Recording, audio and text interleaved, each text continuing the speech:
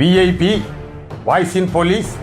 இது போலீஸ் பொதுமக்கள் நல்லுறவுக்கான குரல். அனைவருக்கும் வாய்ஸ் இன் போலீஸ் உங்கள் விஐபியின் வணக்கங்கள்.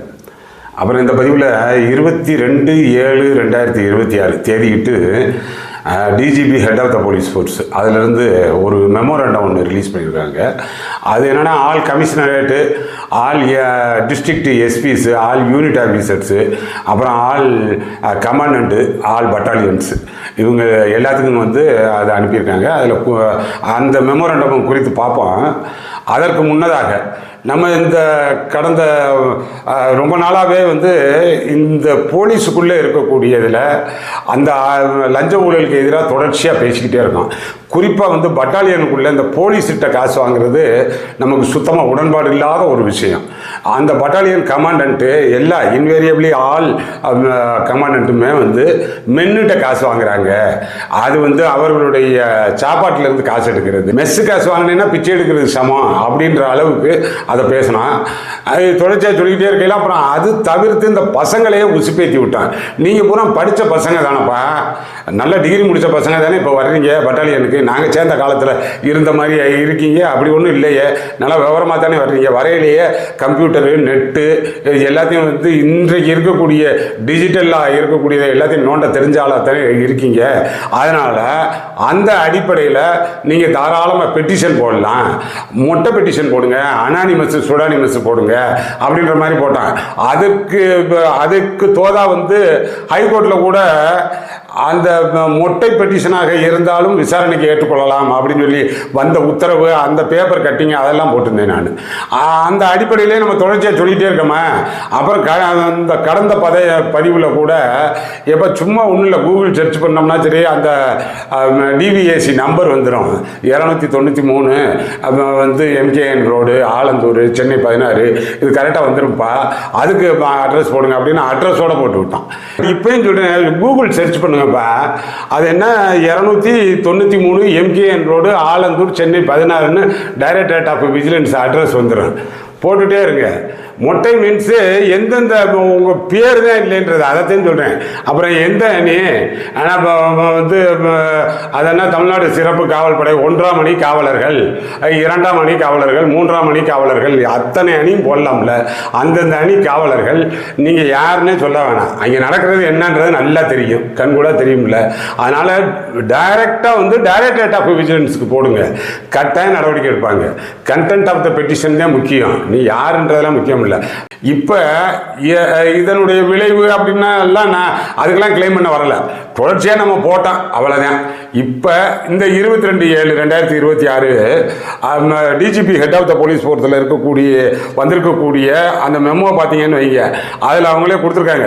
லஞ்சம் வாங்குவதும் கொடுப்பதும் குற்றம், ஊழல் குறித்த புகார்களை கீழ்கண்ட முகவரிக்கு அனுப்பலாம். ஊழல் தடுப்பு மற்றும் கண்காணிப்பு இயக்ககம், அதான் அந்த 293 எம்கேஎன் ரோடு, ஆலந்தூர் அப்படின்னு சொல்லி கொடுத்துருக்காங்க. இதை கொடுத்து எல்லா இடங்கள்லையுமே ஒட்ட சொல்லியிருக்காங்க. இப்போ இந்த டிஜிபி ஆஃபீஸ் மெமோரண்டம் வந்ததுக்கு பிறகு எல்லா பட்டாலியன் ஆஃபீஸ்லையும் அந்த அறிவிப்பு பலகை, நோட்டீஸ் போர்டு, அதாவது அந்த கம்பெனி குழுமை, நிறுமை, அந்த அதற்குரிய அறிவிப்பு பலகை எல்லாத்தையும் போட்டுருக்கிறதா எனக்கு போட்டு விட்டுருந்தாங்க. அந்த தாசிகா 11ஆம் அணி அதில் போட்டிருக்கேன் பாருங்கள். இது மாதிரி எல்லா இதுலேயும் போட்டிருக்காங்கப்பா. குறிப்பிட்ட எந்த கம்பெனிலேயாச்சும் எந்த பட்டாலியன்லேயாச்சும் இது வெளிப்படுத்தாமல் இருந்தால், போடாமல் இருந்தால் அதை குறிப்பாக எனக்கு சொல்லுங்கள். அதையும் நம்ம வந்து DGP head of the police force இவங்களுடைய ஏடிஜிபி ஏபி அவங்களுடைய கவனத்துக்கு கொண்டு போகணும். குறிப்பாக வந்து இந்த 1 பட்டாலியன்லாம் பாருங்கள், ஆனால் அவர் போடாமல் கூட இருக்கலாம். ஏன் குறிப்பாக அந்த 1 பட்டாலியன்லாம் சொல்கிறேன்னா, இப்போ கூட ஏதோ எனக்கு ஒரு அந்த குறிப்பாக நீங்கள் அனுப்பி விட்டுருந்தாங்க பசங்க ஒரு 6 பேர். எப்போ கொடுத்தாங்களா, செக்யூரிட்டி பிரான்ச்சு ஓடியில் வேலை பார்க்குறதுக்கு வில்லியம் கொடுத்துருக்காங்க. அது யாரை கேட்டு எப்படி கொடுத்த அப்படின்னு சொல்லி அவர் ஒரு 23/7/2026 அதை நீங்கள் தனியாக கொடுத்தீங்களா, நேரடியாக மினிஸ்டர் வச்சு கூட கொடுத்துருப்பாங்க. இதுக்கு என்ன இருக்குது, உங்களுக்கு வருது நீங்கள் அனுப்பிச்சு தான் விடணும் அப்படின்னு சொல்லி போட்டு அதுக்கு ஒரு மெமோ அந்த பசங்களுக்கு. ஏப்பா அதே வந்து ஐஜி ஏபி ஆஃபீஸ்ல இருந்து வருது. ஐஜிக்கே கொடுங்க, இந்த பெட்டிஷன் யாரை கேட்டும் நீங்க வாங்கினீங்க, இந்த பெட்டிஷன் ஃபார்வர்டில் அப்போதைய கமாண்டன்ட் போட்டாரா, அவர் அதில் கேள்வி கேட்டிருக்கிறாரு. ஆனால் மேற்கான காவலர்கள் பாதுகாப்பு பிரிவில் பணிபுரிய தங்களது விருப்ப மனுவினை வழியாக சமர்ப்பித்துள்ளாரா, வழியாக சமர்ப்பித்துள்ளாரான்னு ஐஜிடியே கேட்க வேண்டியதானே, ஏடிஜிபி ஆஃபீஸரே கேட்க வேண்டியதானே. அவர் சமர்ப்பித்திருந்தால் எந்த தேதியில் மனு சமர்ப்பித்துள்ளார் என்கிற விவரம் அவருக்கே தெரியாது, மறந்து கூட போச்சு. இது பார்க்கையிலேயே தெரியுது, ரொம்ப எக்ஸ்பிளிசிட்டா தெரியுது. ஏதோ பணம் கட்டாம எப்படியோ கொடுத்துட்டாங்கன்னு சொல்லி நினைக்கிறாரா என்னன்னு சொல்லி தெரியல. அப்புறம் கூட அந்த பசங்க எனக்கு போன்ல பேசுற பசங்களுக்கு சொன்னேன், அவருக்கு ஆளுக்கு 10,000 ரூபாய் போட்டு கவர்ல போட்டு கொடுங்கப்பா, உடனே அனுப்பிச்சு விட்டுருவாரு அப்படின்னு கூட சொன்னேன் நான். ஆனா இந்த மாதிரி எல்லாம் வருது பாத்தீங்களா, மேல நமக்கும் மேல உயர் அதிகாரிகிட்ட இருந்து வந்தா, அதனால இது மாதிரியான நிலையில தவிர்க்கிறதுக்கு இப்ப இங்கேயே வந்துருச்சுப்பா. ஆனா இந்த டிஜிபி ஆபீஸினுடைய மெமோரண்டம் வந்திருக்கு, அதனை தொடர்ந்து இங்க எல்லாம் போட்டிருக்காங்க. அதனால இப்பயும் இன்னமும் அந்த பட்டாலியன் பசங்க இதெல்லாம் நம்மளுடைய பதிவுக்கு கிடைத்த வெற்றியா நான் நினைச்சுக்கிறேன். ஆனா வந்து தொடர்ச்சியா அப்படியே போட்டுக்கிட்டே இருக்கல, கட்டாயம் ஒரு காரியம் நடக்கும், நடக்காம எல்லாம் போகாது. நானே இதுல சொல்றேன் இல்ல, நீ ஒன்றும் பயப்படவே வேண்டியதில்லை, தொடர்ச்சியா போட்டுக்கிட்டு இருங்க அப்படின்னு சொல்லி அந்த அடிப்படையில தான் பாக்குறேன். அப்புறம் வந்து பார்க்கும் பொழுது முந்தா நாள் என்ன வியாழக்கிழமை அந்த சிக்கன் பிரியாணி சாப்பிட்ட 11 போலீஸ்காரர்கள் மயக்கம் அப்படின்னு சொல்லி வந்துருந்துச்சு. அது பார்த்துக்குங்க, 3rd பட்டாலியன் பி கம்பெனின்னாங்க. அவர் அங்கே பட்டாலியன் கமாண்டன்ட் மணி, அவர் வந்து குரூப் 1 ஆஃபீஸர், கேட்டகரி 1 ஆஃபீஸர். இதுக்கு போட்டோன்னா அவர் ஒரு ஃப்ரஸ்ட்ரேஷனில் வேலை பார்ப்பாருன்னு நினைக்கிறேன். அப்படின்னா உங்களுக்கான ஒரு செல்வாக்கில் நீங்கள் மாற்றிட்டு போயிடணும், இங்கே இருந்தால் கரெக்டாக வேலை பார்க்கணும். ஏற்கனவே மணிகண்டன் ஒரு போலீஸு 2 வீலர் திருட்டு, அப்பயே வந்து சொன்னல அந்த கமாண்டனுடைய மெத்தனம் தாப்பா இதெல்லாம், எப்படி அவன் இருப்பான் அப்படின்னு சொல்லி அந்த நேரம் பதிவு போட்ட நேரமே சொன்னேன். அது மாதிரி தான் இது. இப்பயும் அவர் யாரோ ஒரு ஏசி அனுப்பியிருந்தாராம், ஆனால் அந்த சாப்பாட்டில் எப்படி பள்ளி விழுந்துச்சு அப்படின்னு சொல்லி அந்த ஏசி விசாரணை பண்ணிட்டு அந்த சாப்பாடு கிச்சன் ஆனால் தயாரிக்கக்கூடிய அந்த இடம், அந்த கிச்சனில் இருக்கக்கூடிய குக்கு அவங்கெல்லாம் கரெக்டு தான். அந்த தவறு அந்த பள்ளி மேலே தான் தவறு, அதுதான் வேணும்னே வந்து விழுந்திருக்கு அப்படின்றத கண்டுபிடிச்சு கூட அவர் அறிக்கை கொடுக்கலாம். ஆனால் அதெல்லாம் எதுக்கு, அந்த இதெல்லாம் விட்டுருங்க.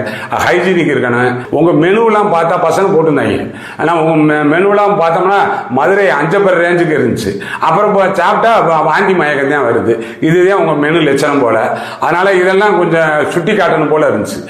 யாருக்கோ போடுறேன், எவனா நம்ம திங்கிறேன், நீங்க அவனை தனிப்பட்டு போலீஸ் சக மனுஷன் நினைச்சா தானங்க.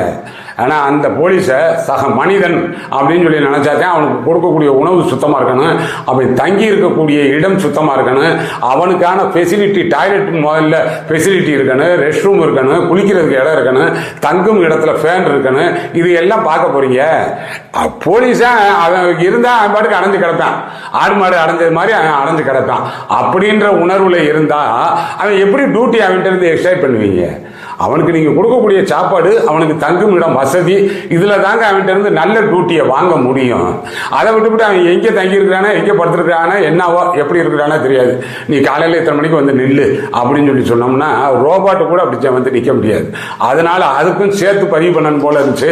பரவாயில்லை. ஆனா டிஜிபி ஆபீஸினுடைய அந்த மெமோரண்டம் 22ஆம் தேதி வந்தது குறித்து மிகவும் மகிழ்ச்சி. அதனை தொடர்ந்து அப்படியே எல்லா பட்டாலியன் கமாண்டன்ட்டும் அவரவருக்கு உரிய எல்லா நோட்டீஸ் போர்டு, அந்த குழும நிரும நோட்டீஸ் போர்டில் வந்து அறிவிப்பு கொடுத்துருக்காங்களான்றதை பாருங்க. அறிவிப்புதோட இல்லாமல், ஏன்னா அவங்களுக்கே தெரியும், சும்மா போட்டு வைப்பா, அதை ரெகுலரா வாங்குறத வாங்கு, அது ரொட்டீனா போட்டேன், இதெல்லாம் சும்மா நாமக்கே வாஸ் அப்படியே இருக்கும் அப்படின்ற மாதிரி இருந்தால் அதற்கும் கட்டாயம் நம்ம பெட்டிஷன் போட்டாகணும். ஆனா அதான் போட்டிருக்காங்கல்ல, அதுக்கான மரியாதை என்ன? முதல்வர் சொல்றாருல்ல, இதை கட்டாயம் வந்து நம்ம சரிப்படுத்துவோம், வாங்கவே விட மாட்டேன். வாங்கவே விட மாட்டேன்றதை காட்டிலும் கூடுதலான தகவல், ஏற்கனவே வாங்கினவனையும் விட மாட்டேன்றாரு. ஆனா அந்த வாங்கினவங்க கணக்குல தான் உங்க பட்டாலியன் கமாண்டர் எல்லாம் வர்றாங்க. அதனால இது ஒரு நல்ல முன்னெடுப்பா பார்ப்போம், தொடர்ச்சியா பார்ப்போம். வேற தகவல் இருந்தா என்கிட்ட பகிர்ந்துக்குங்க. அடுத்தடுத்த நல்ல பதிவுகளில் சந்திப்போம். நம்ம சேனல் இன்னும் சப்ஸ்கிரைப் பண்ணலைன்னா சப்ஸ்கிரைப் பண்ணிக்கிங்க. வணக்கம்.